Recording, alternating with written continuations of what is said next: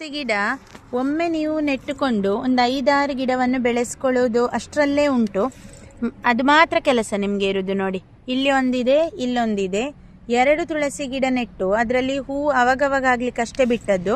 ಅಷ್ಟರಲ್ಲೇ ಎಷ್ಟು ಗಿಡಗಳು ಹುಟ್ಟಿಕೊಂಡಿದೆ ಇದರ ಬುಡದ ಪೂರ್ತಿ ಅಂತ ನೋಡ್ಬೋದು.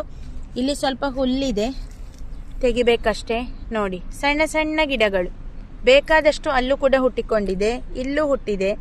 ಆದ ಕಾರಣ ಒಮ್ಮೆ ತುಳಸಿ ಗಿಡವನ್ನು ನೀವು ಬೆಳೆಸಲಿಕ್ಕೆ ಶುರು ಮಾಡಿದರೆ ಮತ್ತೆ ಪ್ರತಿ ವರ್ಷ ಎಲ್ಲಿಂದ ಕೂಡ ಬೀಜಗಳೆಲ್ಲ ತರಬೇಕಂತ ಇಲ್ಲ.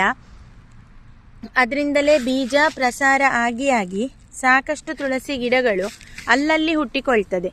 ಇದಕ್ಕೆ ಯಾವ ಗೊಬ್ಬರ ಕೂಡ ನಾನು ಹಾಕಲಿಲ್ಲ, ಮಾಮೂಲಾಗಿ ನೀರು ಬಿಟ್ಕೊಳ್ತೇನೆ. ತುಳಸಿ ಗಿಡಕ್ಕೆ ಮುಖ್ಯವಾಗಿ ನೀರು ಚೆನ್ನಾಗಿ ಬೇಕು, ಬುಡ ತಂಪಿರಬೇಕು.